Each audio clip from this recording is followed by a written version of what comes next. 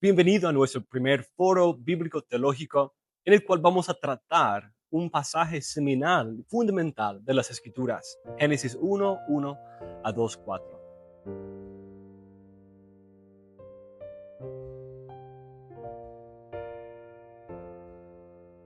Ese tiempo de conversación con los hermanos fue de mucha bendición para mí poder meditar en temas que exalten la gloria de Dios, nos hacen anticipar la obra de redención en Cristo Jesús y también el descanso en la nueva creación. Disfrutamos de la presencia de hermanos de más de 6 países diferentes en nuestra conversación presencial. Pero si usted nos está viendo por YouTube, por favor, deje un comentario para decirnos de qué país nos está viendo.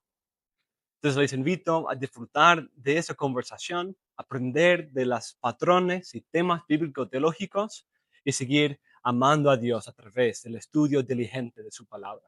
Muy bienvenidos a este programa, este foro o conversatorio sobre la teología bíblica, en que aquí estamos con algunos hermanos de nuestro grupo y vamos a estudiar Génesis 1, versículo 1 a 2:4. Y vamos a ver algunos patrones literarios, señalar algunos de los temas principales, las imágenes y patrones que vemos en este pasaje, y también dar algunas análisis iniciales de la manera en que otros pasajes posteriores van a desarrollar estos temas y presentar su combinación en Cristo Jesús. Y espero que sea un tiempo de mucha bendición para todos nosotros en el estudio de las Escrituras, tanto para apreciar más este pasaje, como también tener herramientas que ir aplicando en otros pasajes. Eso siempre es la meta. Entonces vamos a dar inicio orando al Señor, pidiendo su iluminación, porque toda luz, toda verdad viene de Él. Entonces necesitamos de su Espíritu Santo. Oh Señor, gracias por ese gran privilegio de estar aquí con hermanos de varios países de Latinoamérica. Qué bendición que tú tienes tu pueblo elegido en todas las naciones y estás levantando hombres deseosos de estudiar tu palabra, predicarla a tu pueblo para su edificación y compartir el evangelio con los perdidos. Bendícenos en ese tiempo de estudio, danos iluminación para nuestra santificación, nuestro equipamiento para ayudar a otros y también para nuestro ánimo y deleite en tu presencia. En el nombre de Cristo Jesús. Amén. Listo, mis hermanos. Entonces, vamos a estudiar ese pasaje y hacer algunas preguntas que nos llevan a un nivel bíblico teológico en este texto tan fundamental a las Escrituras. Y antes de iniciar nuestra parte de conversación, quiero solo dar algunas directrices. Primero, cuando nos acercamos a ese texto, a veces la cultura, la polémica de hoy, la apologética, va informando las preguntas que hacemos al texto.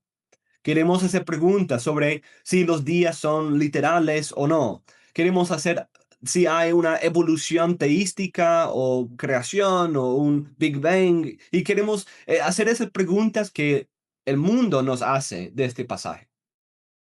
Y sí, nosotros afirmamos 6 días literales, es incluso parte de nuestra confesión de fe en el capítulo 4. Y también esas son preguntas importantes de considerar. Pero en la teología bíblica, uno de los principios clave es dejar que la Biblia hable por sí sola. Es decir, entender cuáles son las preguntas que la Biblia busca responder en este pasaje.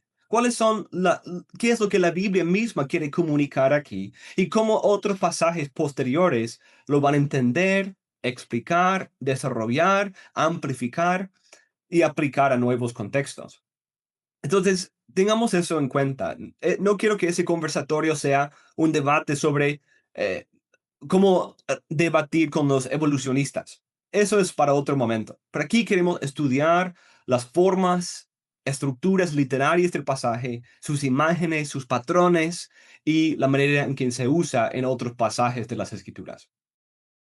Entonces, mis hermanos, llegamos a esta primera pregunta y quiero hacerles esta pregunta y aquí abrir para sus aportes.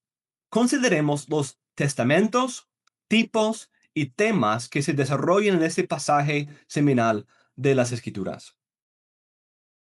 ¿Cuáles son algunos de los testamentos, tipos y temas que ustedes identificaron en su estudio de este pasaje? Dice mi hermano Eduardo. Pastor, una de las cosas que yo observo y me gustaría saber si es correcto, y acá mi duda es si lo enmarcamos en un tipo, es el patrón que vemos en la redención, por ejemplo. Eh, Dios moviéndose, creando, es la intervención que hace el Señor en un mundo caído en el corazón de los impíos para crear un nuevo corazón. Mm, Cuando uno ve ese relato en el Génesis, uno lo asocia con la parte redentiva. Ahora, mm, mi duda un poquito ahí es si esto encajaría como un tipo, teniendo en cuenta que es como una sombra de algo futuro en cuanto a la redención del hombre. ujú. Sí, eso es una muy buena pregunta y es muy cierto que los temas de creación y redención van de la mano en muchos pasajes de las Escrituras. Eso es algo que quiero ir resaltando a lo largo de este estudio. Pero yo pregunto, ¿hay un pasaje que quizás interprete Génesis 1 a 3 en términos así, hablando de un cambio que Dios hace en el corazón, en términos de Génesis 1 a 3? Eso sería un argumento sólido para defender lo que estás diciendo. Mi hermano Andy, ¿tienes un texto en mente ahí? Sí, el pasaje donde Pablo dice que de la misma manera que Dios mandó que de las tinieblas Exactamente. resplandeciese la... Sí, eso es 2 Corintios 4, exactamente el texto que tenía en cuenta. Muy bien, desarrollalo un poco más. ¿Cómo nos ayuda aquí? Bueno, lo que vemos ahí es en varios formas, la forma como se va relatando es el tema de la oscuridad, ¿verdad? También vemos en el capítulo de Juan el tema de la luz, cómo es que se presenta por el apóstol Juan. Pero creo que el que hace el aporte un poco más claro es el apóstol Pablo en 2 Corintios 4, de cómo es la obra del Señor en el corazón. Mm, Pero siempre las tinieblas señalan ese tema del desorden, ¿verdad? Siempre estamos viendo así, casi veo que siempre han habido momentos o episodios en el tiempo del pueblo de Israel en donde la oscuridad ha estado involucrada en momentos importantes, ¿verdad? En las plagas. Luego también cuando la liberación en el mar, también hay un tema de oscuridad, pero sin embargo el Señor era luz para Israel, pero para los egipcios no, ¿verdad? mm, Para ellos era confusión y tampoco había pues luz para ellos. Entonces, cuando llegamos a 2 Corintios 4, vemos que Pablo toma todo eso y dice que en la salvación ocurre todo eso. El Señor hace que haya una nueva creación en nosotros y lo marca por eso. Dice que Él manda que sea la luz, porque nosotros estábamos en oscuridad, en tinieblas. mm. Sí, muy bien. Ahí destacas dos ideas, porque en la creación, lo que estamos viendo aquí, el patrón es tinieblas que pasa a luz por la palabra del Señor. Pero el texto de Pablo y de Cristo ahí en Juan 3 asume y toma por sentado Génesis 3.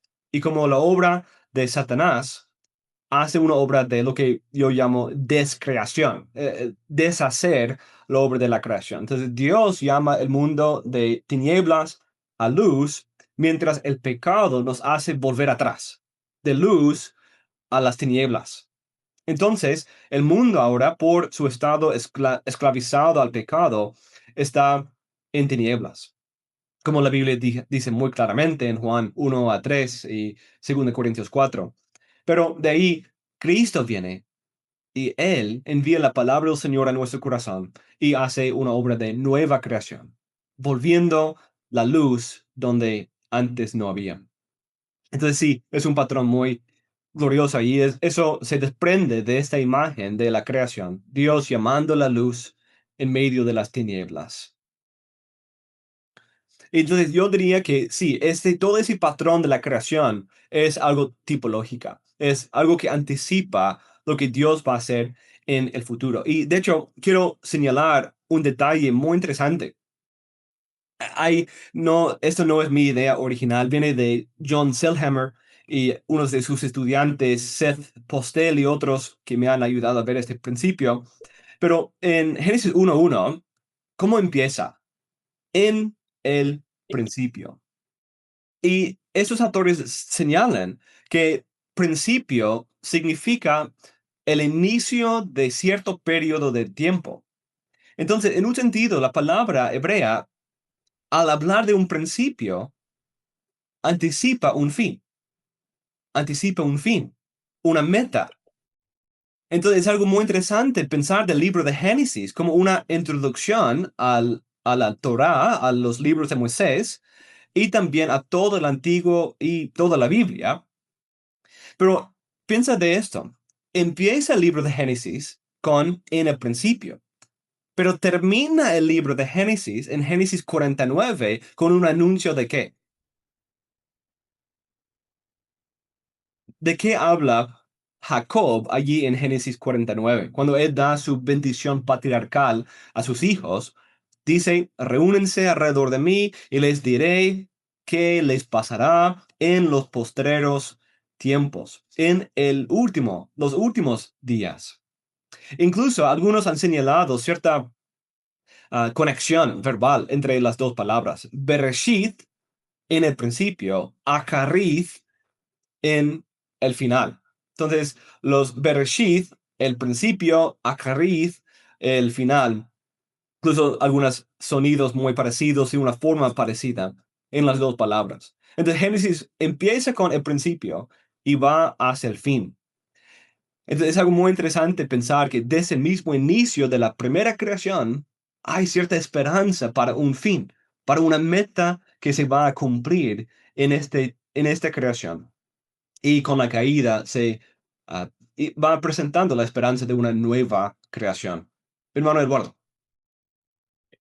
Pastor, pensando en eso que estás explicando, que yo lo veo como un patrón, Mm, lo que acabas de explicar, también cuando uno mira la creación y uno ve cómo se fue desarrollando, vemos que el día de reposo en ese sentido también es la meta de la creación. mm. Y me viene a la mente el texto de Hebreos cuando dice, aún queda un día de reposo para su pueblo. Entonces, ese mismo patrón de iniciar algo y una meta se puede ver cuando uno mira el día de reposo. Exactamente, sí, exactamente. La primera creación tuvo su orden, tuvo su plan y Dios lo completó. Dios lo completó. Y algo muy interesante es que ese pasaje del cumplimiento de la obra de Dios viene justo después de que Dios nos asigna a nosotros, los hombres, nuestra obra que cumplir. Entonces hay una comparación. Si nosotros somos su imagen, si nosotros debemos llevar su bendición, llenar su tierra, seguir su obra en este mundo, hay una esperanza de que nosotros podremos descansar al terminar la obra, como Él también descansó al terminar su obra. Y eso es otro patrón. No quiero profundizar más en eso ahora, vamos a ver eso, pero eso es sí otro patrón importante. Obra hecha y descanso final. Es otro tipo, otro patrón importante que se desarrolla en este pasaje. ¿Hay algún testamento o promesa divina que se incluye aquí en este pasaje que destacaron? Pastor, disculpe, cuando usted habla acerca de la promesa, no sé si quizás ahí sea muy claro, pero algo que me estaba llamando un poco la atención es cuando llegamos a Génesis 15, 17, ¿verdad? El pacto que Dios hace con Abraham y la solemnidad, el tema de los animales y todo eso. Es muy importante el tema de, otra vez, la oscuridad y el fuego pasando entre los animales, la antorcha y el horno humeante. Y ahí, bueno, hay una promesa de pacto, ¿no? Sin embargo, cuando yo estaba leyendo acá Génesis, en Génesis 15 se ven algunos ecos, pero no sé si en Génesis 1 al 3 sea tan visible, así como para verlo, ¿no? No sé si usted puede ayudarme un poquito ahí.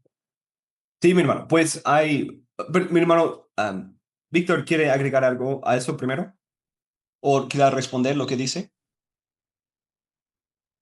No, no, hermano, cuando preguntaba sobre si mirábamos algún testamento Mm, en la parte esta de Génesis 1, yo lo que quería responder era creo que sí, se ve a lo mejor de forma muy inicial, pero se ve claramente en la creación el pacto de redención, por ejemplo, la obra de Dios en la creación y también pues el claro indicio del pacto de obras, ¿no? Como lo que va a venir un poquito más adelante, pero que se va viendo desde la creación. Es algo que yo alcanzo a notar ahí.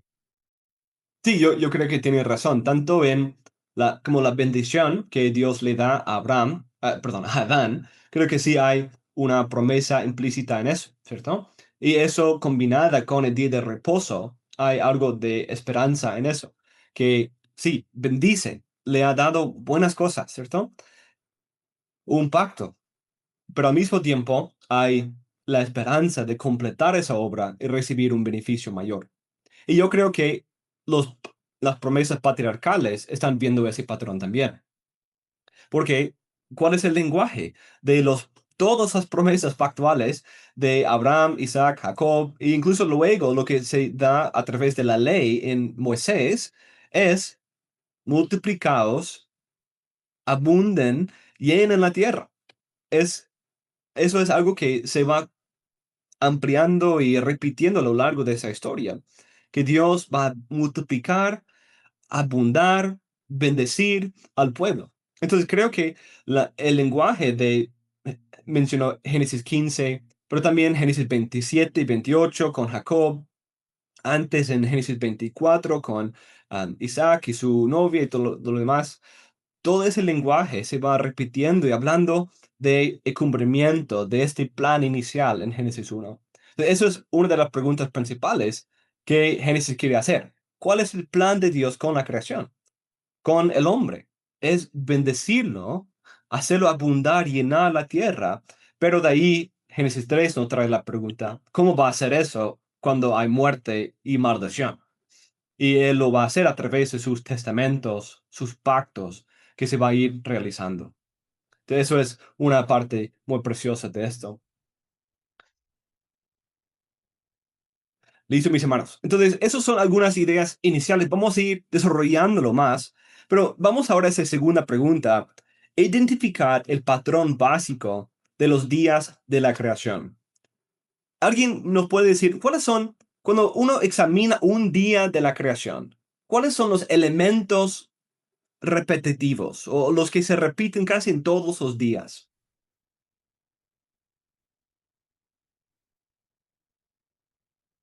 No es tarde, mañana, Ok, y que Dios veía que era bueno. ok, muy bien. Esos son dos elementos. Casi todos terminan con y era tarde, mañana, un día, segundo día, tercer día, etcétera. Y Dios vio que era bueno. Mi hermano Víctor. Pero, hermano, esta parte a mí siempre me ha gustado muchísimo, ¿no? Porque vemos cómo se va yendo el patrón y ese mismo patrón lo vamos viendo a través de toda la historia, ¿no? Mm, Como en el patrón de Génesis 1 yo lo veo que primero Dios habla, Dios dice, mm, Dios habla. Después de que Dios habla, la creación responde. ujú, Eh, una vez que la creación responde, bueno, veo cómo Dios evalúa lo que se hizo cuando dice, y vio Dios que todo, ujú, que era bueno de gran manera, etcétera. Y luego después, hermano, establece un tiempo diciendo que fue la mañana y fue la tarde, un solo día. ujú. Tiempo que quizás ahorita a lo mejor, por lo que alcancé a entender en un comentario anterior que hizo usted, hermano, que vamos a ver después, de cómo ese patrón de tiempo se rompe en el último día, en el séptimo día, ¿no? Sí. Pero, eh, pero el patrón ujú. va pareciéndose así en ese sentido. Sí, exactamente. Eso es parte del estudio literario. Poder notar, ok, mira, hay un patrón aquí. Estamos escuchando lo mismo una y otra vez. Eso debe ser importante. Pero cuando ese patrón es alternado o cambiado ligeramente en otras partes, nos hace detener y decir, ok, ¿qué quiere decir con eso? ¿Por qué cambió? Porque tuvo un modelo que usar, ¿cierto? Tenía un modelo fijo. Dijo Dios, haya la luz. Y la luz hubo. Y vio que era bueno. Y el día terminó. Ese es el patrón básico, ¿cierto? Pero cuando agrega elementos, cuando omite elementos, cuando hace el día más complicado, ¿por qué? ¿Qué está haciendo en esto? Y eso es una parte muy importante de todo estudio literario. Sí, muy bien. El hermano José también señala eso, que uno de los primeros detalles que se señalan es, dijo Dios. Y de hecho eso me lleva a un análisis, un, un punto que destacar. Es la gematria aquí, es decir, la numerología, el uso de números simbólicos.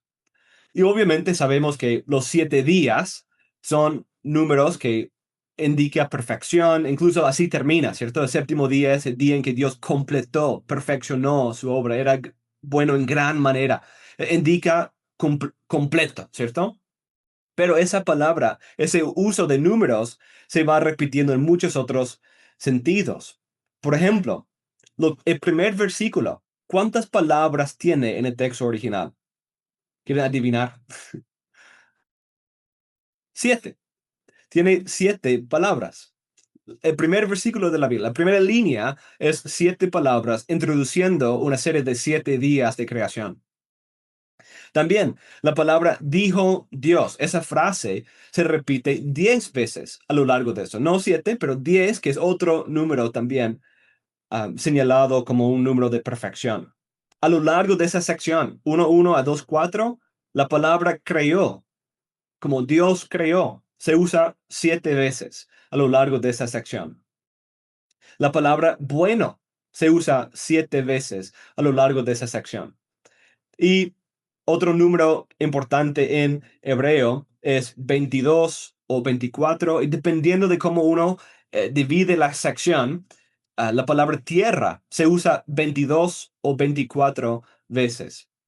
Entonces, si usamos 1:1 y 1:1 y 1:2 o no, todo eso puede depender, o 2:4, si es el fin de la primera sección o el inicio de la segunda sección, eso puede variar nuestro número, pero ahí vemos otro número también significativo. Y esas cosas nos señalan algo de los temas.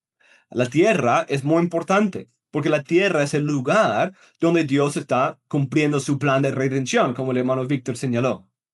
Es también esa tierra que Dios le va a dar después a su pueblo. Y eso es otra conexión con Génesis 15 del hermano Andy. La descripción del Edén en capítulo 2 tiene límites muy parecidos a la tierra de Canaán en Génesis 15. Las referencias deben ser comparadas y se nota que esta tierra a la cual el pueblo de Israel espera volver es una pequeña forma del jardín del Edén y nos hace recordar ese plan original. Entonces, hay varios detalles significativos. Entonces, hay un patrón básico que vemos en el primer día, por ejemplo. Dijo Dios, sea la luz. Ese es el primer elemento, la palabra de Dios. Y de ahí una afirmación de su cumplimiento. Y hubo luz, o así fue. Y de ahí tercero, Dios valora o califica su obra y dice que la luz era buena. Otros elementos que aparecen en varios de los días es la separación y el nombramiento. Dios separa la luz de las tinieblas y llama la luz día y llama las tinieblas noche. Y de ahí termina el día. Entonces, ese patrón es muy recurrente en toda esa sección, pero no es constante. No es constante. Entonces, ¿dónde están algunos lugares donde este patrón no se sigue, no se cumple? ¿Vieron algún pasaje, uno de los días que se resalta? Cuando crea al hombre. Ok, sí, ese es el más Ah, obvio, ¿cierto? ¿Y qué ve ahí diferente de los otros días? ¿Qué elementos agrega Moisés a ese pasaje? Ya hay un pensamiento de Dios, de hagamos al hombre a Ok, nuestra muy bien. imagen. Conforme a Cambia nuestra ahí la semejanza. sintaxis de la palabra divina. Ujú. Y, y bueno, ya hace como una conversación y que ejerza dominio, o sea, todo lo que luego le va a dar al hombre. Y Mm, luego es que lo crea. Y Dios creó al hombre a imagen suya, imagen de Dios lo creó, varón y hembra los creó. Y hay una repetición de la creación, ujú. 3 veces. Sí, muy bien. Sí, esa repetición es algo llamativo. Es un pequeño poema en medio de la sección que nos hace pensar. Siempre cuando hay un cambio de género. Aquí es un subgénero. Tiene narrativa, narrativa, narrativa, un pequeño poema. Nos hace detener. Ok, eso es importante. Eso me hace pensar. Esa repetición quiere que me detenga en la lectura y medite en el pasaje. Entonces yo creo que ese es un buen punto que señalar. ¿Qué más vemos ahí? ¿Qué lenguaje se usa solo en ese pasaje y en ningún otro día? Mi hermano, Víctor.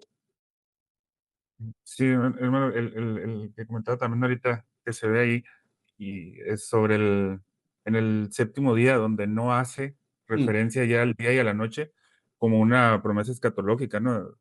Prefigurando lo que sería el descanso eterno, ¿no? Que ahí no lo hay, ¿no? Sí, está bien. Dejemos eso por unos minutos, pero terminemos de pensar en el día sexto. ¿Cuáles son otros elementos que se agreguen al día sexto que no vemos en nosotros? Entonces, hay un lenguaje muy específico ahí.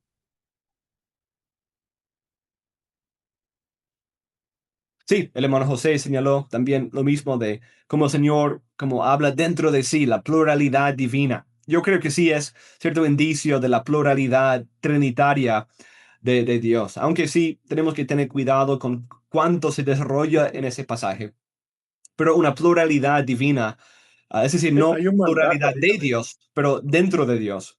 Es obvio ya en el pasaje, porque Dios creó y de ahí su espíritu está obrando en versículo 2. Entonces ya vemos, es por lo menos dos ahí en esa primera parte. Puede ser que hay un mandato también. Ok. Cuando Dios lo crea, luego le dice, sean fecundos, multiplíquense, llenen la tierra, ejerzan dominio. No, también le dijo, miren, yo les he dado a ustedes toda planta de la semilla. Mm. Un mandato. Sí, hay una comisión, podemos decir, que les da cierta comisión, pero todavía no hemos destacado el lenguaje distintivo, que yo sé que sí todos reconocemos, pero no lo hemos dicho todavía. Mi hermano, Víctor. No sé, hermano, me perdí, a lo mejor alguien lo alcancé a decir, no lo alcancé a escuchar, pero también creo que la parte donde antes de lo que había creado, nada fue hecho a imagen de Dios, Mm, y en este sí es a imagen de Dios, ¿no? sí, precisamente que tenemos la creación a imagen y semejanza de Dios, algo que no se ve en nosotros. Ese es el lenguaje que estaba buscando. Entonces tenemos una comisión nueva, una repetición poética ahí en medio. Tenemos lenguaje distintivo, imagen de Dios. También incluso vemos que parte de lo que Dios estaba haciendo en los otros días era preparar el camino para el hombre. En un sentido, los otros días tienen sentido en conexión con el hombre. Desde el día 3. El día 3 produce vegetación y eso es un don de Dios. Es parte de cómo Dios le da alimento al hombre. Y eso es algo muy interesante. Ese patrón de Dios proveyendo alimento para su pueblo es una imagen muy llamativa a lo largo de la Biblia. Y podemos pensar del peregrinación en el desierto, ¿cierto? Como Dios va proveyendo alimento para ellos y les promete una tierra que emana leche y miel y muy fructífera. Todo eso es parte de ese patrón que vemos desde Génesis 1. Mi hermano Eduardo tenía un comentario ahí. Ajá, ok. Sí, lo hizo Exactamente eso que puso, habitable. pastor, que la tierra estaba desordenada y estaba vacía y el Señor lo hizo habitable para el ser humano. Ujú, muy bien. Entonces, regresemos un poco. Hemos saltado versículo 2, pero ahora que señala esa parte de lo habitable, pensemos en eso. Génesis 1:2 es uno de esos pasajes que nos hace pensar y sobre todo nos hace pensar hoy porque hay tantas teorías locas sobre lo que eso significa, ¿cierto? Hay algunos que ahí fue el tiempo de los dinosaurios y ahí había un gran salto entre el inicio y de ahí muchos millones y millones de años para poder poner ahí la evolución. Hay muchas teorías así, pero la pregunta es, como dije al principio, ¿qué quiere decir el texto? ¿Cuál es la meta teológica del pasaje aquí? ¿Qué quiere que meditemos? Y una herramienta útil en la teología bíblica es poder imaginar, tener una buena imaginación. Entonces, pensemos en las imágenes que vemos aquí en este pasaje. Génesis 1:2, la tierra estaba sin orden y vacía y las tinieblas cubrían la superficie del abismo, y el Espíritu de Dios se movía sobre la superficie de las aguas. Entonces pensemos en esa primera parte. La tierra estaba sin orden y vacía.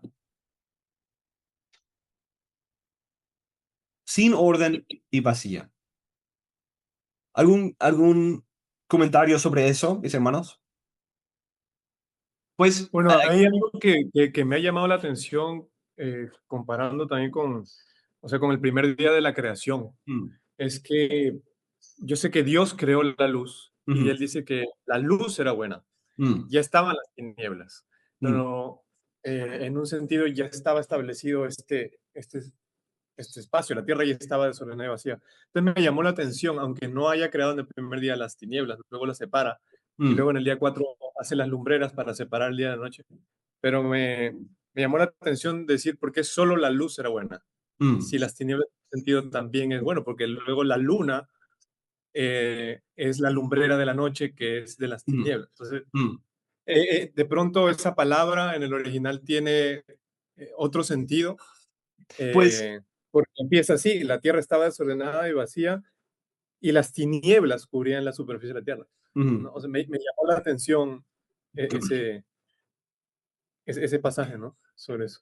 Sí, en un sentido, ¿qué es tinieblas, cierto? No es que las tinieblas sean algo necesariamente, pero sí, sabemos que eso es parte del patrón de Dios en la creación, que Él ha creado el mundo en esa separación de luz y día. Pero sin duda, a lo largo de la Biblia, cuando meditemos en ese contexto, luz y tinieblas son imágenes muy llamativas. Y el ir de uno al otro es también muy llamativo. Aquí pasamos de tinieblas a luz y en juicio se pasa como en el día de Sinaí o en el día del juicio. Es un día de oscuridad. Volvemos de luz a tinieblas, una descreación, haciendo como ir atrás el reloj un poco, volviéndolo a como estaba antes. Entonces, eso es un patrón llamativo, pero pensemos en esto. Sin orden y vacía.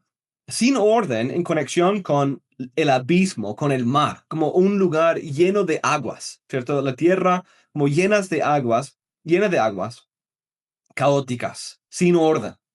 Entonces, en un sentido, la primera imagen que vemos es un lugar completamente lleno de aguas y olas y sin orden. Entonces, en un sentido, sin orden es muchas cosas que no tiene un lugar específico. Y no de animales, no digo eso en cuanto a muchas cosas, sino las aguas, ¿cierto? Las aguas que cubrían la tierra. Entonces, tenemos una segunda imagen y vacía. Esa palabra vacía es una palabra muchas veces que se usa para hablar de un desierto. Entonces tenemos una imagen de aguas que cubren la faz de la tierra y también una imagen de un tipo de desierto completamente vacío, sin vida. Entonces las imágenes son chocantes. Incluso las imágenes nos chocan. Desordenadas, como muchas cosas ahí yendo por aquí, por allá, sin orden. Pero también vacío, como si no hubiera nada.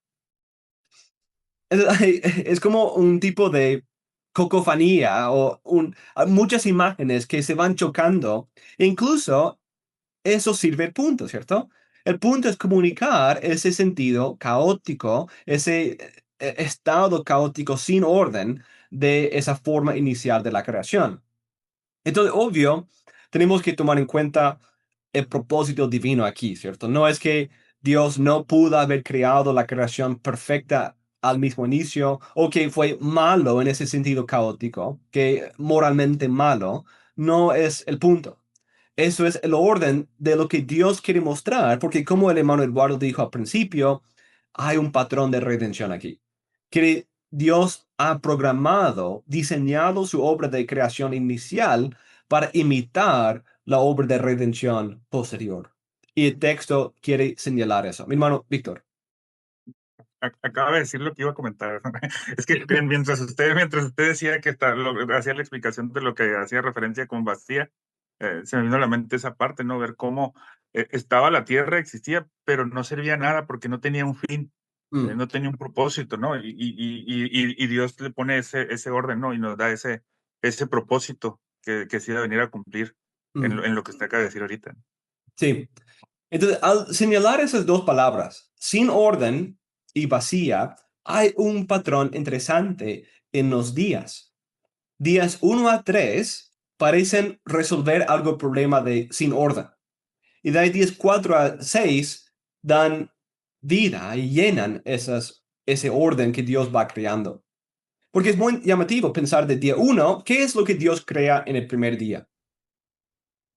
Luz y tinieblas, luz, día y noche, ¿cierto? Y de ahí, ¿qué hace en el cuarto día? El cuarto día es poner lumbreras en ese día y lumbreras en esa noche. Entonces se van conectando, pone orden, separando, dividiendo, nombrando las cosas, le va dando orden.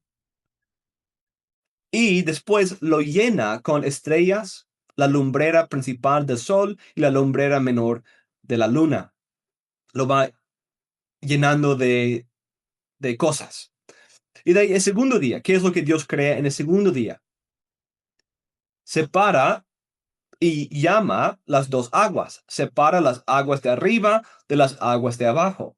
Y llama el firmamento, cielo, y la tierra la tierra llena de los mares, ¿cierto? Entonces tiene esas dos esferas. ¿Y qué es lo que Dios hace en el día quinto? Entonces, 1 a 4, 2 y 5 están conectados. 2 divide, separa, nombra firmamento y mares. Día quinto, él crea dos clases de seres. Aves que llenan las aguas de arriba y peces y monstruos marinos que llenan las aguas de abajo. Entonces, noten lo mismo. Como separó día y noche en el primer día, lo llena en el cuarto día, crea el cielo y los mares en el segundo día y los llena en el quinto día. Y en el tercer día, él crea qué? Separa de nuevo las aguas de la tierra, las aguas de la tierra seca. Entonces, de ahí, en el sexto día, ¿qué hace? Hace producir seres vivientes sobre esa tierra seca. Entonces, hay un orden, da un orden en los primeros días y llena en los últimos 3 días. Entonces, Dios está resolviendo el problema. No es un problema moral, no es un problema metafísico en que Dios falló. Es un plan divino para revelar quién es Dios y cuál es su plan. Dios hizo esto con propósito, con un diseño sabio. Todo lo que hace es con sabiduría. Y eso es uno de los temas principales de este pasaje. ¿Quién es Dios? ¿Quién es Dios? Y el texto nos revela un Dios de orden, un Dios de sabiduría, un Dios de poder, quien con su palabra puede cumplir sus planes. Es un Dios sin igual. Y nota el contexto original, el Éxodo. ¿Qué es lo que Dios está revelando en eso? Está entrando en pacto con ese pueblo y quiere presentarse como el Dios de toda la creación. Y eso fundamenta muchos de los mandamientos y partes de la ley que el pueblo de Israel va a recibir después. El hermano José comparta, predomina en el Señor el ser de Dios creador y da vida en medio del desorden y en lo vacío. Veo que sigue siendo un Dios creador. Sí, exactamente. Revela como Dios da orden y vida cuando no hay. Entonces, eso es un patrón muy llamativo aquí. Dios da orden y llena. Ok, pensemos de otra pregunta. Ahora, la pregunta 3. Ya hemos hablado un poco de la pregunta 4 también, esas alteraciones. Pero pensemos de algunas de las imágenes. Como dije, hay que usar la imaginación, ¿cierto? Hay que pintar el cuadro en nuestra cabeza al leer el pasaje.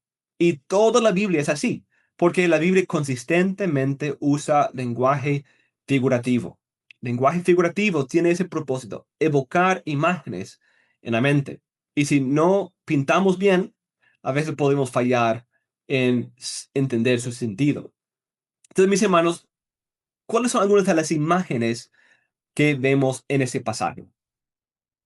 Pastor, Sí, mi hermano. buenos días. Buenos días. ¿Podría ser tierra también?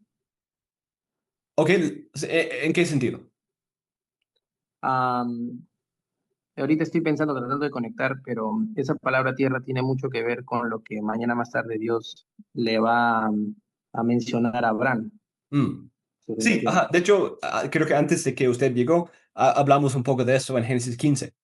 Pero sí, la idea de la tierra, un lugar donde su pueblo va a morar, es una imagen muy llamativa aquí. Pero pensemos incluso antes de eso, antes de que aparezca la tierra seca, ¿qué sucede? Hay aguas, entonces tenemos una imagen. Dios separando las aguas de la tierra seca. Y si conocemos algo de la Biblia, esa imagen empieza yo he escuchado de esa imagen en otras partes, ¿cierto? Mi hermano Víctor. No sé, pastor, si a lo mejor podría ser la parte donde habla del Espíritu de Dios moviéndose sobre las aguas, ¿no? Que va Muy a bien. asegurar el control, ¿no? Y el dominio de Dios. Sí, muy bien, exactamente. Esa imagen del espíritu, incluso usando una metáfora, una imagen del espíritu como volando sobre las aguas, como un pájaro, un tipo de ave volando por encima de las aguas. Y una vez más, cuando pintamos en la cabeza esa imagen, el espíritu como un ave volando sobre las aguas, una vez más, se desprende las alarmas y decimos, he escuchado esa imagen en otras partes. Mi hermano Andy. Sí, justamente estaba pensando en el diluvio, ¿verdad? Nuevamente Mm, se recuerda cómo es que el viento viene y va secando las aguas, las va bajando. ujú. Y, y justamente la palabra en hebreo tiene que ver mucho, ¿verdad? Y es la misma. Sí, exactamente. Ruach. Ruach. Es la misma palabra espíritu de Dios en Génesis 1:2, que es Dios envía un espíritu sobre las aguas para hacer secar las aguas de la tierra seca. Entonces, otra vez, el diluvio es una nueva creación y vemos las mismas imágenes. La, hay una descreación, vuelve el reloj atrás, ¿cierto? Hay tierra seca, pero lo cubre de nuevo de aguas. Vuelve a Génesis 1:2, a ese estado sin orden y caótico. Pero de ahí Dios hace una nueva creación a través del mismo agente, el mismo mediador, el Espíritu, por hacer soplar el viento del Espíritu sobre las aguas y se van evaporando y secando. Esa misma imagen aparece en otro pasaje. ¿Alguien lo conoce? Mi hermano Carlos lo reconoce. En Juan 3:8. Ok, Se puede. ok, ¿cuál Que es? el viento sopla donde quiere, que le dice Nicodemo. Ok, Ah, sí, está bien. Ujú. Sí, ese poder soberano del Espíritu, ese poder creador del Espíritu. Eso también, Juan 6 también habla de eso, que el Espíritu da vida. Y habla de ese rol del Espíritu como fuente de vida y orden. Mi hermano, Víctor, ¿tiene un comentario o sigue con la mano levantada de alta? Ok, está bien. Sí, pero otro pasaje que habla de esa división de aguas y tierra seca. ¿Cuál es otro pasaje donde vemos eso? Donde hay aguas cubriendo la tierra y de ahí Dios envía un espíritu, un viento, para separar, dividir las Éxodo, aguas. Exacto, Éxodo. el éxodo. Ex- Es de ahí van. Sí, es la misma imagen. Es la misma imagen porque como dijimos al mismo principio de ese conversatorio, creación y redención van de la mano. Y la Biblia va a ir repitiendo las imágenes de creación para hablar de redención. Y ahí tenemos una de ellas. Aguas separadas para que el pueblo de Dios pase en seco. Pero, ¿qué sucede con los enemigos del pueblo de Dios? Descreación, ¿cierto? Están en la tierra seca, pero de ahí los cubren las aguas. Un pequeño diluvio en que se vuelve a su estado anterior, llenos de las aguas caóticas. Hay también otros pasajes donde eso sucede, como en el segundo Éxodo con Josué, ¿cierto? Cuando Josué hace partir las aguas para que el pueblo pase en seco, y en Josué 4 incluso dice, cómo pasó con Moisés en el Mar Rojo. Y hace la conexión explícita entre esas dos historias. Mi hermano Eduardo. Sí, pastor, no recuerdo exactamente dónde está, pero es una carta de Pedro, no sé en qué capítulo. Él hace una conexión muy interesante de esto justamente, Mm, hablando del bautismo. mm, Y entonces él dice cómo el pueblo pasó y compara lo que ocurrió con Noé en cuanto a las aguas, cómo arrastraron a los impíos. mm, En un sentido es la misma figura que uno ve en el Éxodo cuando se abre el mar, el pueblo pasa, es bautizado con Moisés, dice el apóstol Pedro en eso, y los enemigos son luego arrastrados. Y es la misma idea que uno lo ve en la historia de Noé, cuando el diluvio arrasa con los impíos y Pedro trae la idea diciendo de que esto es como el bautismo mm, que ellos recibieron. Y en un sentido, cuando uno analiza la teología del pacto y mirando la historia del pacto noético, uno ve que en el arca ellos entraron y fueron sepultados, mm, pero cuando salieron hay como una resurrección y de vuelta es la misma idea del bautismo. mm. Entonces, mi pregunta sobre esto ¿es correcto hacer todas estas conexiones a partir de esta separación de las aguas?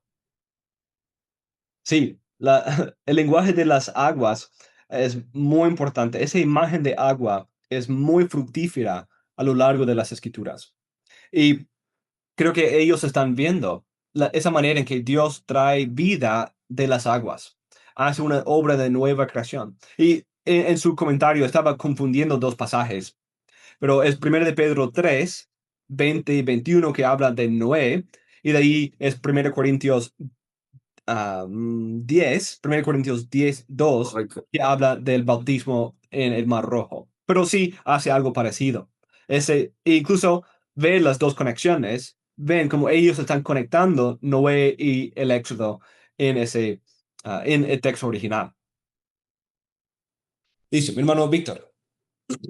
Sí, bueno, otra relación que veo aquí en otros textos también es en Apocalipsis 21. Me llama la atención y ahorita estaba leyendo Apocalipsis 21:1 donde dice, vi un cielo nuevo y una tierra nueva, porque el primer cielo y la primera tierra pasaron y el mar ya no existía más. Mm. No sé, mi hermano, si tendrá alguna relación, pregunta, ¿no? Sí, yo creo que sí. Porque, ¿qué simbolizan las aguas en ese tiempo? Hay que pensar, ¿cierto? Porque en un sentido el mar no es malo. El mar es parte de la buena creación del Señor. Incluso dice que es bueno. Y es parte de esa hechura de Dios, ¿cierto? Que proclama su gloria, como Salmo 19. Entonces yo tengo un amigo, un pastor de Mississippi, quien era navegante, que iba en barcos de vela. Y yo le pregunté eso. ¿Te da algo de tristeza pensar que ya no habrá mar? Porque a él le encantaba estar en el mar, ahí en su barco. Entonces dijo, y hablamos un poco de eso y decimos que sí, es posible que sea literal, pero al mismo tiempo hay que entender que es un símbolo bíblico muy importante. Entonces, ¿cuál es la imagen del mar? Pues allí lo vemos en Génesis 1:2. Es una imagen de caos, es una imagen de muerte, descendieron a las aguas. Es Jonás 2, Salmo 18, el juicio de diluvio, el éxodo y los hijos de Egipto que son muertos ahí.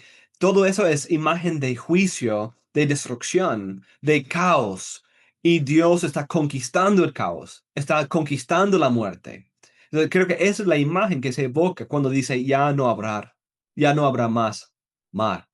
Entonces, es una imagen muy preciosa cuando uno lo entiende a la luz de ese patrón repetido de imágenes. Entonces, simplemente decir eso para Juan no es simplemente describir una tierra sin mar. Él tiene todo ese bagaje de el rol del mar a lo largo de las escrituras y ahora esa afirmación pequeña tiene un sentido mucho más amplio. Sí, también el mar se describe como aflicción. David se describe como pasando momentos de aflicción y se describe como bajando hasta el profundo del mar, ese abismo. Ah, Ese lenguaje del abismo es una imagen muy llamativa. Listo. ¿Qué otras imágenes vemos? Ya hemos hablado de tinieblas a luz, aguas a tierra seca. Y otro hermano tenía algo que agregar ahí. ¿Alguien Sí, levantó? también pensando en la imagen de cuando Jesús fue bautizado por Juan el Bautista, que estaba el bautismo y estaba el Espíritu Santo también que descendía como paloma, y entonces están estas dos imágenes presentes, tanto del bautismo, del agua y de la paloma del Espíritu Santo. Sí, Pudiera significar también la nueva creación, el nuevo hombre, y que dice y que él bautiza con el Espíritu Santo. O sea, están las dos cosas también presentes. No sé si tiene que ver también con todo esto. sí, sí, yo creo que sí. Y de hecho muchos comentaristas lo han señalado. Y es interesante que los tres evangelios sinópticos usen esa imagen del Espíritu descendiendo como paloma sobre Cristo en las aguas del bautismo. Pero es interesante la manera distinta en que los evangelios lo pueden usar. Si comparamos Mateo 4, 3 y 4 con Lucas 3, esas dos historias, Lucas enfatiza esta obra como una nueva creación, porque inmediatamente después lo conecta con un nuevo Adán, el hijo de Adán, hijo de Dios, en su genealogía. Pero en Mateo, su meta es compararlo con el Éxodo, Cristo como un nuevo Israel. Y como Israel tuvo que pasar por las aguas, también Cristo pasa por las aguas del bautismo. Y inmediatamente después del bautismo de Cristo en Mateo, ¿a dónde va? Va al desierto para ser tentado.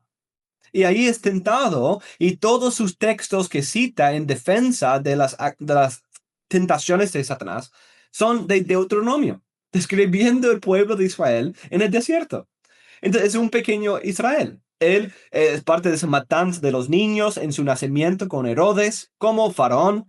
Él tiene que pasar por las aguas como el pueblo de Israel y de ahí va al desierto donde es tentado como Israel.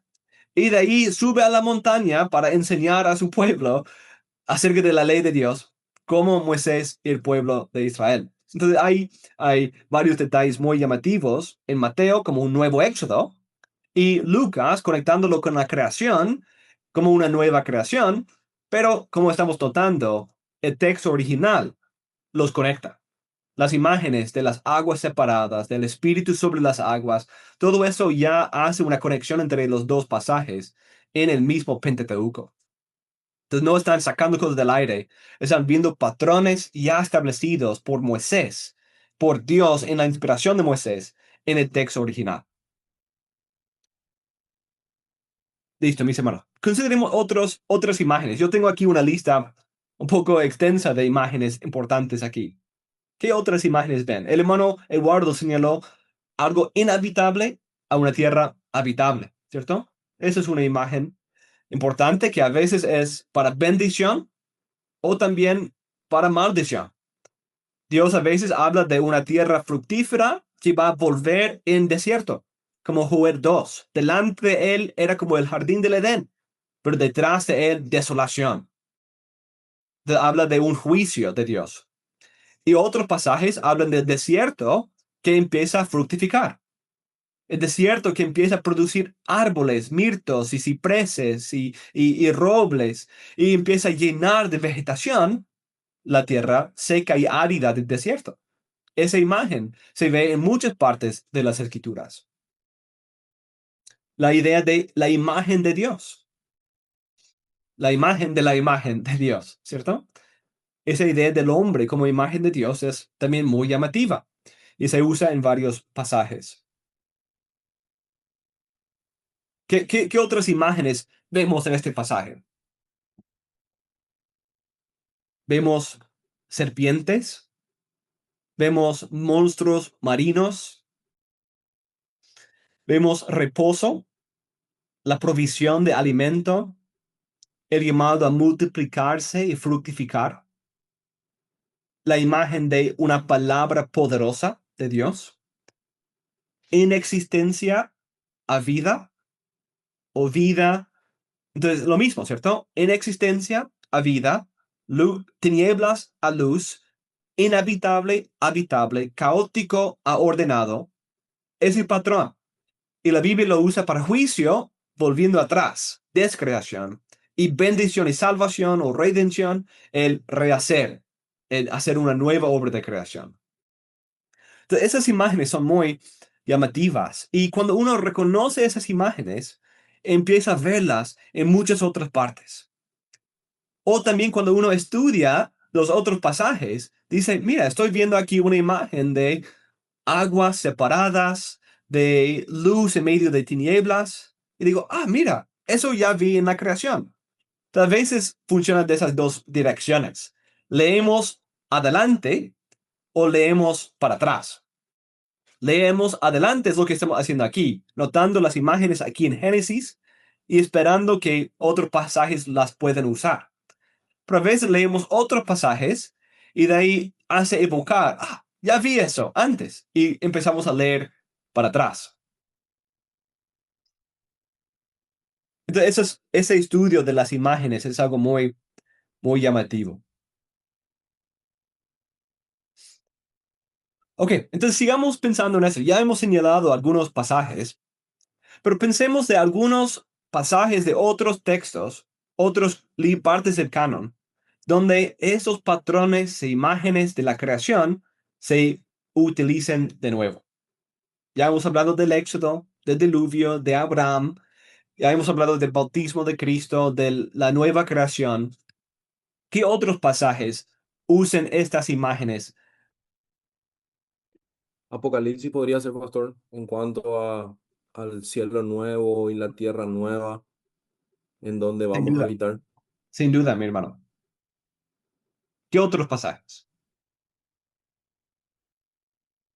Pensemos de los profetas. Los profetas hablan de la creación, una nueva creación.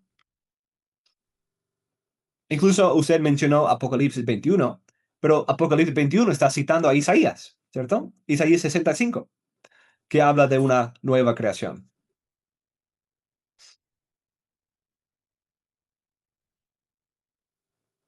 También hace poco envié un mensaje sobre el tabernáculo en nuestro grupo, hablando de cómo el tabernáculo es una pequeña nueva creación. Un hombre dotado con el Espíritu para completar esta obra en 7 secciones. También Isaías 44. Y el hermano también señaló 45. Hermano Carlos. Mira, está muteado. Sí, podemos ver ese patrón de 7, ¿no? Que vimos en muchas partes, justamente para hablar de descanso o de lo habitable, ¿no? En los 7 años que esperó Jacob trabajando para Raquel, o en los 7 días para la limpieza y la purificación de los levitas o de los leprosos, o en los 7 años justamente que es el tabernáculo, 7 años la construcción del templo, en patrón de 7.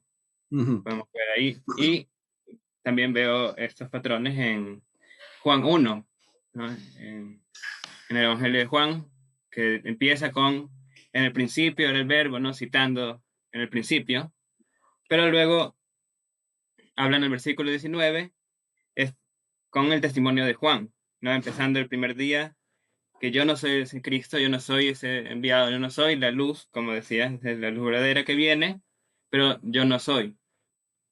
Luego, entonces, con el patrón de orden, ¿no? De tinieblas, luz.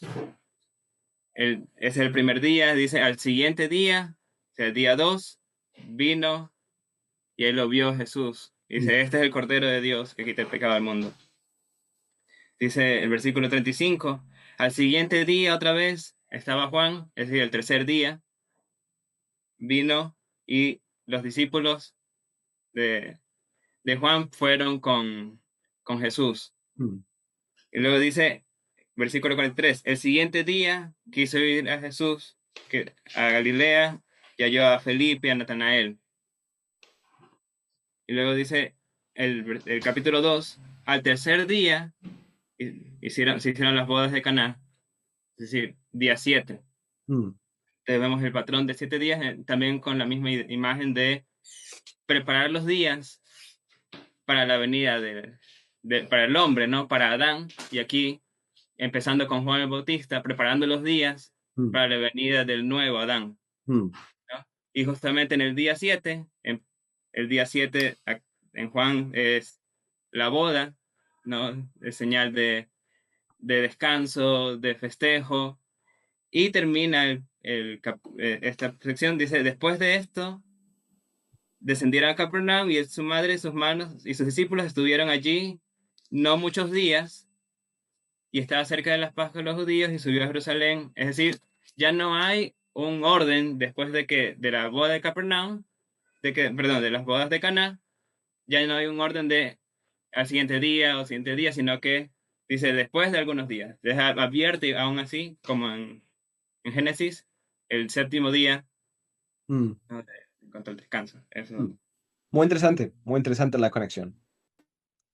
Sí, uno puede ver esos patrones en muchas partes. Y mientras más vamos estudiando, haciendo preguntas del texto, diciendo, convénceme del texto, uno puede ir defendiendo más y más esos argumentos, esas conexiones.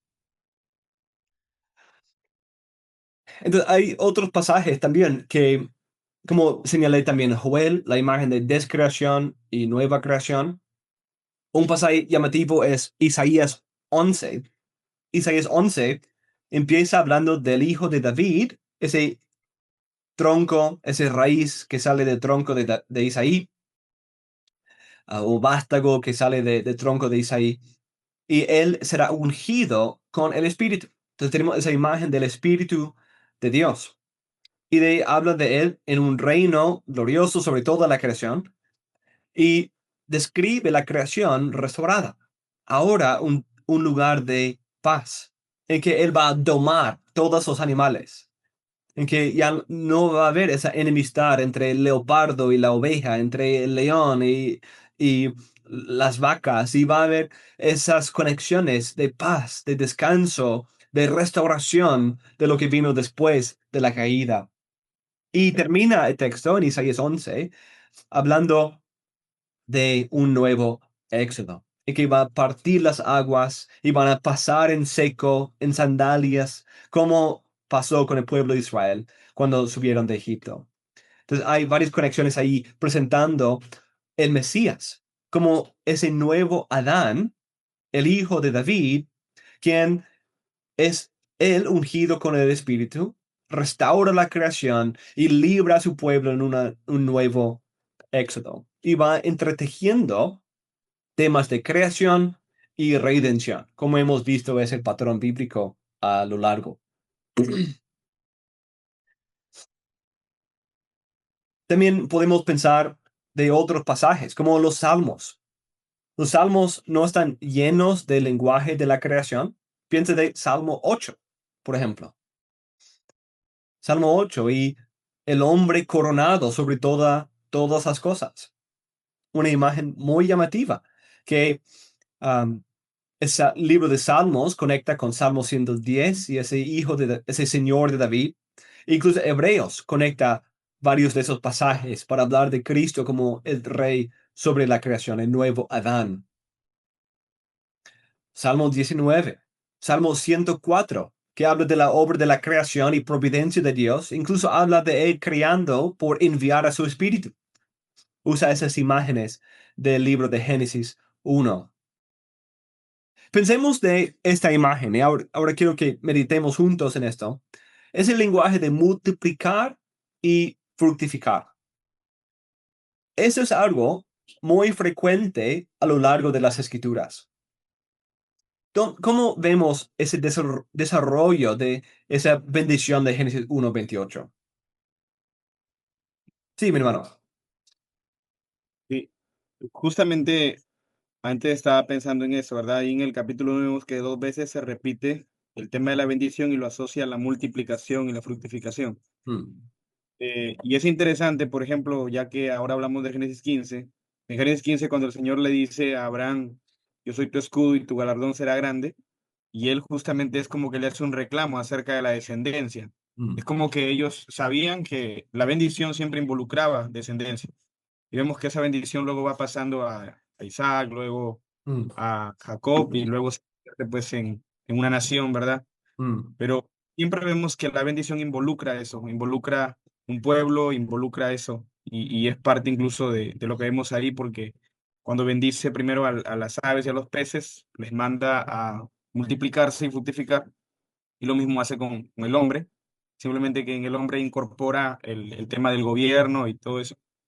Pero como dije, la promesa de bendición siempre involucraba descendencia, o por lo menos eso es lo que podemos ver en Génesis 15 cuando hace el reclamo, que ellos sabían que la bendición involucraba una descendencia a partir de la promesa que se hace en Génesis 3:15 también, ¿verdad? mm. Sí, muy bien. Y también parte de esa promesa, ¿cierto? Es, yo te multiplicaré, te haré una nación grande, tu descendencia será como las estrellas de los cielos o como la arena en la orilla del mar. Entonces, tenemos esa imagen de multiplicación, de fructificación. ¿Qué sucede en el libro de Éxodo, capítulo 1 y 2? ¿Cómo es que Dios o el texto describe al pueblo de Israel? Ah, claro, allí en Éxodo vemos todas las artimañas que usa el faraón para tratar de interrumpir Mm, que se multiplique el pueblo, pero sin embargo siempre vemos que se va repitiendo el patrón y el pueblo crecía y se fortalecía, y el mm, pueblo crecía y se fortalecía. Entonces, a pesar de todo lo que Faraón hace, el pueblo crece y se fortalece, se multiplica, ¿verdad? mm. Sí, exactamente. Se iban multiplicando. Entonces, cuando vemos eso, es parte de cómo Dios está cumpliendo sus promesas y los enemigos no lo pueden detener. También parte de esto es parte de cómo el pueblo va a lograr esto, es por obediencia a la ley, ¿cierto? Levítico 26 habla de las bendiciones. En versículo 26:9 dice, y os multiplicaré y os fructificaré. Y usa ese lenguaje de la bendición original para hablar de la bendición que el pueblo de Israel recibirá en obediencia a la ley, cumplimiento de la ley. Incluso las imágenes que usa ahí son cosechas abundantes, sin esterilidad materna, hay sin enemigos, sin muerte. Es una descripción de un nuevo Edén. También otros pasajes, el libro de Jeremías, por ejemplo. Jeremías 33:22 o 23:3 habla de la restauración en un nuevo pacto y lo describe como un proceso de hacer abundar, multiplicar y fructificar. También Ezequiel 36 habla de la renovación del Edén y el pueblo de Israel volviendo a disfrutar de la tierra fructífera y multiplicada, abundante. También incluso en el Nuevo Testamento, este lenguaje se usa para hablar de la iglesia. En Hechos, varios refranes que se repiten de cómo la palabra se multiplicaba, los discípulos se multiplicaban. O Colosenses 1:6 y 10 hablan de la iglesia multiplicándose y creciendo, produciendo frutos. Mi hermano Víctor. Sí, hermano, también alcanzo a ver yo en el versículo 26 al 28 del capítulo 1 de Génesis, cuando crea Dios al hombre, que le da señorío que se enseñorea sobre la tierra, Mm, y de alguna manera eso también se refleja más adelante, de alguna forma, por ejemplo, en el Salmo 24, cuando dice que el hombre fue hecho imagen y semejanza de Dios, ¿no? Y en el Salmo 24 dice que Jehová es el Señor de toda la tierra, ¿no? El Rey de Gloria. mm, Y también apunta hasta Mateo 28:18, donde dice nuestro Señor Jesucristo que toda potestad mm, les da en el cielo y en la tierra también, ¿no? mm. Vemos cómo ese mismo desarrollo se va yendo a través de estos textos, ¿no? Sí, eso es muy interesante. Sí, esa idea de la realeza del Hijo de Dios, de la imagen de Dios, es también una imagen muy importante aquí en el libro de Génesis y a lo largo de las Escrituras. Piensan de Salomón, por ejemplo, el hijo de David, y cómo es que él se presenta en 1 de Reyes 4. ¿Alguien se acuerda de ese pasaje? Pues habla del el pueblo de Israel en capítulo 3, que se ha multiplicado como la arena en la orilla del mar. Y por eso pide sabiduría, ¿cierto? Dice que no puedo con todo este pueblo, necesito sabiduría. Algo muy parecido a lo que Moisés había dicho antes en Éxodo 18 o Números 10 o 11, creo, por ahí. 11, sí, porque de ahí da el Espíritu. Interesante, ¿cierto? Da el Espíritu para dar sabiduría a esos hombres, para ayudar en el liderazgo del pueblo abundante del Señor.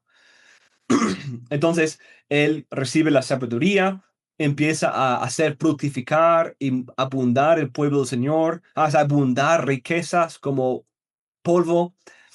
Y también en 1 de Reyes 4 lo describe como un biólogo, como un hombre que conocía de animales, de árboles, de especies. Un hombre que se presenta como un nuevo Adán, dominando la creación, ejerciendo dominio, dando nombres a los animales. Retoma la obra que Adán no terminó.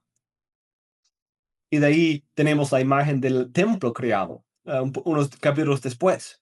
Entonces conecta allí a Salomón con Adán, y de ahí Salomón con el tabernáculo y ese nuevo tabernáculo en el templo. Y todo eso son imágenes de creación, de nueva creación, de bendición, de pacto cumplido, del rey, imagen de Dios, reinando en la justicia y sabiduría del Señor, como fue la intención desde el inicio. Entonces, mis hermanos, este pasaje de Génesis 1 es, como dije, seminal, es fundamental para toda la Biblia. En un sentido, no existe un libro de la Biblia que no tome por sentado las verdades de ese pasaje. Pero antes de concluir, vamos a terminar aquí en pocos minutos, pero hagamos una última pregunta. ¿En qué sentidos, en qué maneras la Biblia conecta este pasaje con Cristo Jesús? Ya hemos señalado algunos, pero meditemos en esta pregunta. ¿Cómo es que Pablo, en varios pasajes, 2 Corintios 4, Colosenses 1, describe a Cristo? Hebreos 1. Sí, mi hermano. Como el verbo, la palabra. No, eso es más Juan, pero también, sí, Juan. Ok, perdón. Sí, sí, Juan lo presenta así, ¿cierto? El verbo de Dios, tanto en Apocalipsis 19 como en Juan 1 y 3.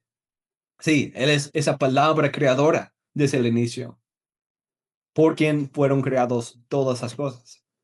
Pero en Pablo, ¿cómo él describe a Cristo? En esos pasajes que señalé. Colosenses 1, 15 y 16, por ejemplo. Pastor, podría ser también 2 de Corintios 5, donde Pablo habla de que en Cristo somos una nueva creación. Sí, muy bien, claramente. Sí, ahí Cristo es este nuevo creador, aquel que hace la nueva creación, y eso es en Él. En Colosenses 1, el lenguaje que tengo, mi hermano, ¿tiene la respuesta ahí? Sí, también que eh, él es la imagen del Dios invisible Exactamente. y también es la gloria de Dios, es el resplandor de la gloria de Dios. O sea, la imagen de Dios también es la gloria de Dios. Sí, muy bien. Esa es la idea que tenía en cuenta, que Cristo es la imagen por excelencia de Dios. Él es el nuevo Adán, quien hace esa obra de dar la imagen, representar a Dios en la creación sin fallar como Adán. Y pensando en Hebreos 1, de donde está citando el hermano, esta obra completa del hombre, de la imagen de Dios, lleva a qué en Hebreos 3 y 4.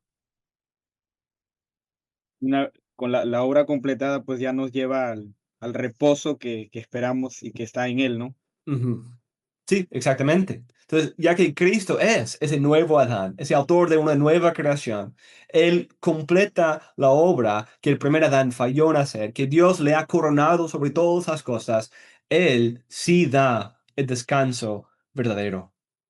Esa esperanza de un descanso en la presencia de Dios es también un tema a lo largo de las Escrituras. Incluso piensa de Noé. Ya hemos hablado de Noé como un nuevo Adán y su padre. Cuando le nombran Noé, Noé significa descanso, reposo, y dice, porque Él nos dará reposo por la maldición con la cual Dios maldijo la tierra. Y en un sentido, sí, en una obra de nueva creación, Él pone cierto límite a la maldad del hombre, da algo de alivio y respiro a la tierra, pero no es el descanso final. Moisés y Josué dan descanso al pueblo en la tierra de Canaán, pero están llenos de pecado, maldiciones, enemigos. No es el descanso final, pero Cristo trae el mejor descanso. Hermano Eduardo.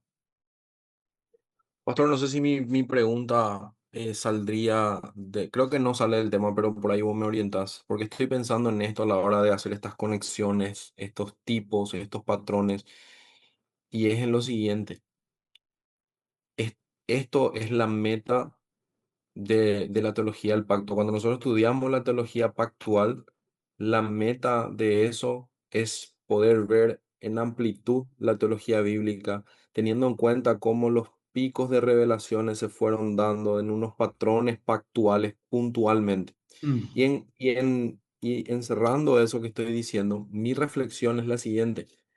Cuando nos acusan los hermanos dispensacionales acerca de usar la teología del pacto como un lente, yo pienso de esta manera, yo creo que eso no es incorrecto, sino uno debería, en un sentido, no avergonzarse de utilizar esta herramienta como una hermenéutica. ¿Por qué?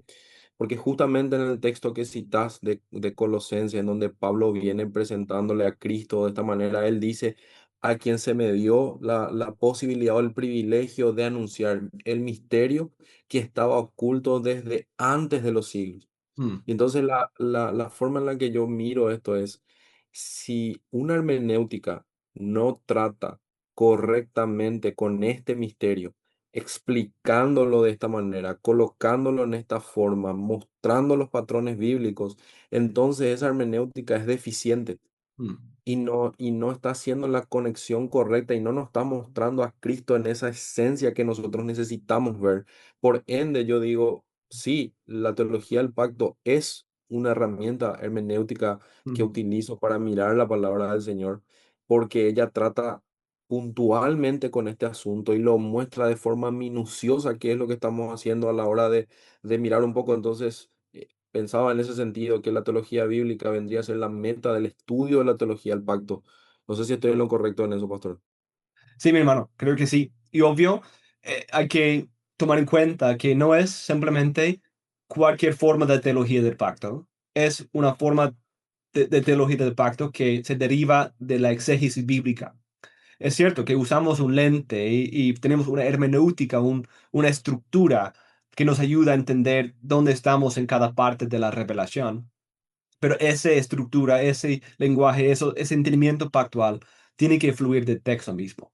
Porque cuando imponemos un sistema extra bíblico, estamos mal. Y obvio, yo personalmente sostengo el federalismo 1689 y de esa forma bautista particular, pero no porque sea yo un bautista reformado y así me identifico, sino porque lo he estudiado desde las escrituras y creo que esa es la perspectiva más consistente con la Biblia misma.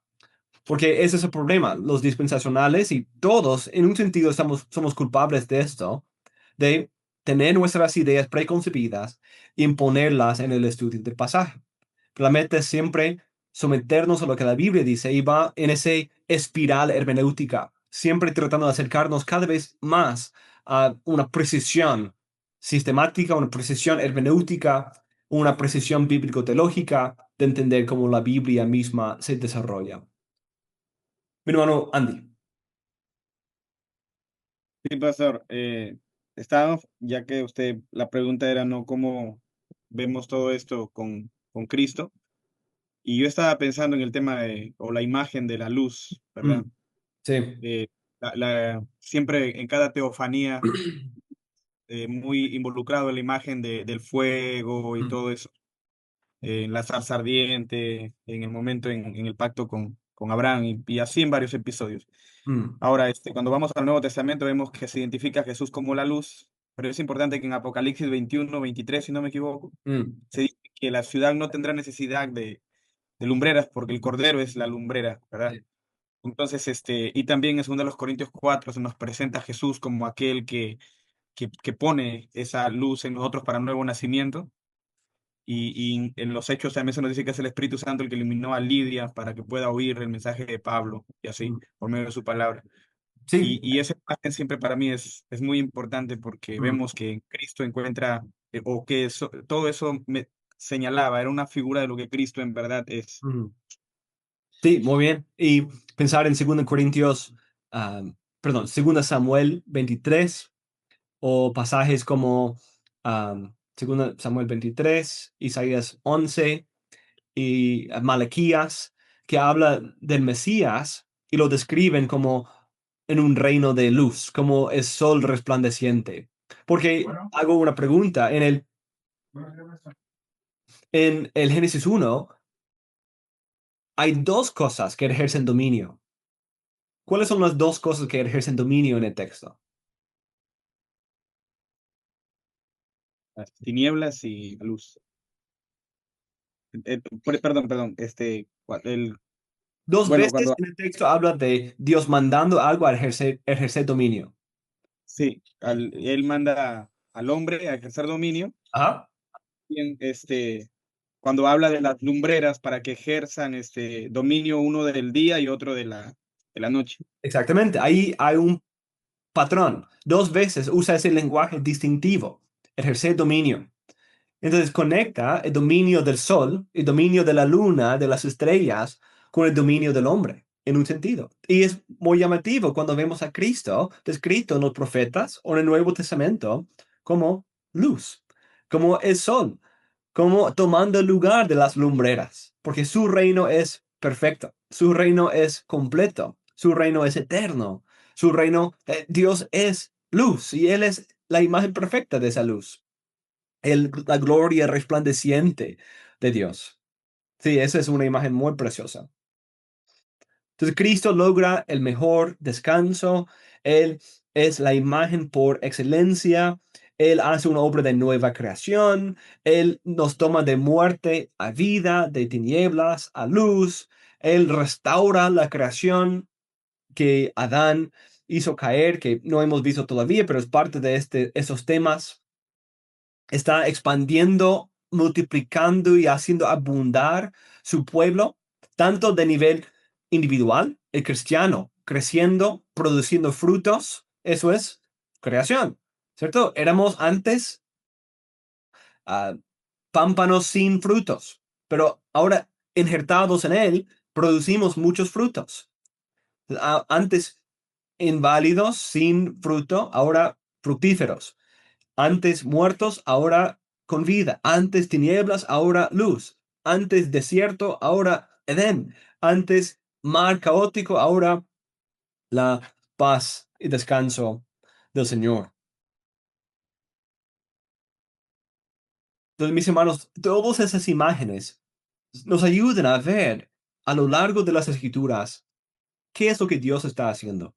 Esa metanarrativa, esos temas que Dios va desarrollando. Y muchos de ellos tienen sus raíces aquí en Génesis 1. Pero una parte gloriosa de eso es ver cómo en el Nuevo Testamento y a lo largo de los profetas, el Mesías va encontrando una posición central en ese desarrollo. Él es ese hombre ungido con el Espíritu. Él es aquel quien doma a los animales salvajes. Es él quien libra a su pueblo de la muerte, del mar, de las tinieblas. Él trae luz, Él trae rescate, Él trae descanso, Él restaura la presencia de Dios y su gloria en toda la creación. Hace el conocimiento de Dios llenar la tierra como las aguas cubren el mar. Una imagen de esa obra cumplida. Cristo es aquel quien cumple esta obra. Entonces, mis hermanos, qué glorioso pensar de esas verdades que nos llevan a pensar, no hay Dios como nuestro Dios. Y nosotros tenemos el gran privilegio de ser suyos. Este Dios aquí descrito es nuestro Dios, como en Salmo 100. Él es nuestro creador y no nosotros mismos. Y somos las ovejas de su rebaño. Esa es la imagen aquí. Ese es nuestro Dios. Nosotros tenemos propósito aquí. Nosotros tenemos una meta, tenemos un descanso final que se acerca, porque conocemos al Dios quien es desde el principio, quien también será el Dios en el fin. El Dios quien cumple la obra por completo a través de su Hijo y nos hace partícipes de eso, habiendo hecho fructificar y multiplicar la imagen perfecta de Dios en Cristo. Entonces, mis hermanos, ¿algún comentario final antes de orar y cerrar este tiempo? Sí, mi hermano. Bueno, pastor, yo lo único que quiero hacer ahora es agradecerle por este tiempo. Gracias porque nos hace participar de estos conversatorios. Es de verdad bastante provechoso para nosotros que estamos predicando cada domingo. Y qué bueno que usted nos permita ser partícipes también de todo lo que usted conoce, ¿verdad? Y gracias por eso. Y bueno, solo le ruego al Señor que esta sea la primera de muchas. Sí, esa es la meta, mi hermano. Muchas gracias por eso. Gloria al Señor. Eso es la meta. Ayudar y servir y deleitarnos. Ese es un gran deleite para mí hablar de Cristo, hablar de la palabra del Señor. Y espero que también nos contagie a todos. Listo, mis hermanos. Muchas gracias a ustedes por su participación y espero que también puedan unirse en una próxima ocasión. Que el Señor nos siga ayudando. Voy a ir seleccionando pasajes claves para la teología bíblica. Seguramente vamos a continuar con Génesis 2 y 3. De ahí ver algunas de las partes de la promesa patriarcal, Éxodo 15 y otros pasajes que están llenos de teología bíblica. Lugares, pasajes nexos, es decir, como centrales que se interconectan con todas las otras partes. Y eso hemos visto aquí en Génesis 1. Entonces, mis hermanos, cerremos en oración, dándole gracias al Señor. Gracias, oh Dios, por tu palabra tan hermosa, que en todas sus partes revela la obra gloriosa del Dios Trino. Gracias por Cristo, quien es central en esta historia. Él, el mejor Adán, el mejor hombre, el iniciador de una nueva humanidad, una nueva creación, aquel que nos libra de las tinieblas a las cuales nuestro pecado nos ha sometido. Pero gracias que en Él hay nueva vida, resurrección, nuevo Edén, nueva creación, luz perfecta y eterna. Y oh Señor, anticipamos el fin. Al ver el principio nos hace querer aún más el fin. Y gracias que están conectados y que ya has proclamado el fin desde el principio. Y como aquí, tú lo dijiste y se cumplió. De la misma manera, todas tus promesas se han anunciado y se cumplirán a la perfección. Porque tú eres el Dios de toda la creación, cielos y tierra, invisible y visible, nuestro Señor y Padre y buen pastor. En el nombre de Cristo Jesús oramos. Amén. Amén. Mis hermanos, muchas gracias. Que el Señor me los bendiga. Amén. Espero que hayas disfrutado mucho de esta conversación, que has aprendido muchas cosas acerca de este pasaje y también de cómo funciona la teología bíblica. Esperamos seguir haciendo estas conversaciones con los hermanos para seguir estudiando y profundizando en este tema glorioso de la teología bíblica.